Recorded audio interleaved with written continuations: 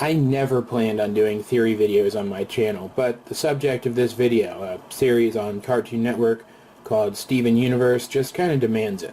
On the surface, the show looks like any other kid's show, about a kid dealing with life's problems with this sort of magical framework around it, all told from the kid's perspective. But once you take some time to pay a little extra attention to the dialogue, you realize that the show has this rich, intriguing lore ripe for theorizing. I'm getting into this whole thing pretty late. People have been talking about this show for a while, and I really feel like this is a pretty big one. But I want to point out right off the bat that I don't typically follow online fan communities for literally anything.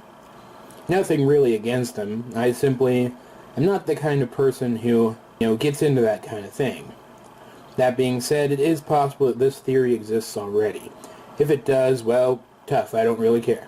Another important point of note is that I'm going to be jumping right into this. Right into the terminology and the history as it has been revealed up to the most current episode, that being episode 62 at this point. For the uninitiated who haven't seen this show, close the video and go watch it. All of it. Except for Say Uncle. I'm serious, this video deals with some seriously spoilery stuff, and I'm not going to be walking a tightrope around your delicate sensibilities. If you haven't seen the show up to the very latest episode, things are going to be spoiled by this video, and you're not going to be happy about it. Alright, is everybody gone who should be? Good, because we're jumping right in. Recently, as I rewatch episodes of the show periodically, and replay the clip of Stronger Than You over and over again, I've been wondering, do specific gems have specific roles in their society? And, as a bit of a ancillary speculation, is each gem unique, or is there more than one? I'll be using observations of Pearl and Garnet primarily here, starting with Pearl, with a little bit of Peridot sprinkled in. Pearl is neurotic and obsessive-compulsive, and by far the most knowledgeable of the main cast. It seemed that these were simply her own personal character quirks, and in a way they are. But then we met Peridot. Peridot's character design is very similar to Pearl. They're both very slim, and neither really has much of an athletic build. Peridot, like Pearl, is also very orderly and meticulous, and she seems pretty relentless in pursuit of her goals. Heck, she even has a gem in her forehead like Pearl. This really got me thinking. There is clearly a hierarchy on the gem homeworld. That's not in question. Is it possible that Peridot fills a similar role on the gem homeworld now as the one that Pearl would have filled thousands of years ago before she left? Are gems perhaps made specifically to fill specific roles? We already know that gems are cultivated, grown from beneath the surface of life-rich planets. Is each gem planted, for lack of a better word, with their eventual purpose in mind?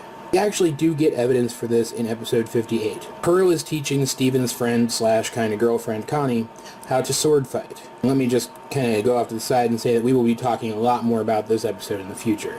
Anyway, at one point, Pearl specifically says to Connie, "Deep down, you know, you weren't built for fighting." As the episode progresses, it becomes more and more apparent that Pearl is projecting her feelings about herself onto Connie. So it's safe to say that she once felt this way and maybe still does. And she literally says built, suggesting that she was literally made for something else. This is further backed up by the fact that Pearl apparently didn't know fighting until she came to Earth. In the same episode, she says, "This is an ancient sky arena, Connie, where some of the first battles for Earth took place.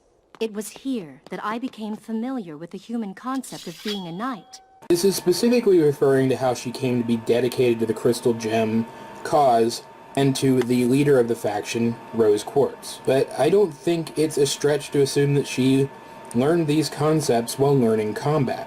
It also explains why Pearl seems to rely on skill and strategy more than anything else in battle. Her body literally wasn't made for it. If there really are more than one of each gem, and if gems all have a specific purpose, this might explain why we have never seen Peridot try to fight, always running away. Maybe Pearls are the technical, analytical gems, and Peridot are like a different or newer model of this type of gem introduced since the crystal gems have been away. It would also explain why, when Peridot finally arrives on Earth on her giant spaceship, her escort, Jasper, calls Pearl. Some lost, defective Pearl? If Pearl really did reject her design purpose and become a warrior despite everything, that would certainly make her defective in Jasper's eyes. More information can be gleaned from the following episode, episode 49, the best episode ever, from observations of Garnet interacting with Jasper, and of Garnet's two unfused halves, Ruby and Sapphire, in their debut. Ruby and Sapphire are some of the smallest gems we've ever seen, and while Ruby seems to be the source of Garnet's great strength, and while Sapphire is very fast and seems to be the source of Garnet's future vision power, they don't seem particularly powerful on their own. Maybe they, like Pearl, are non-combat gems, explaining why Jasper, who seems to have an extreme respect for fighting prowess, says to Garnet, "Oh great, you're both out, and you're fused again? Why? Fusion is just a cheap tactic to make weak gems stronger. Quit embarrassing yourselves. I've seen what you really are." She is almost disgusted with Garnet. Is it because she looks down on fusions because the power that a fusion receives isn't its own?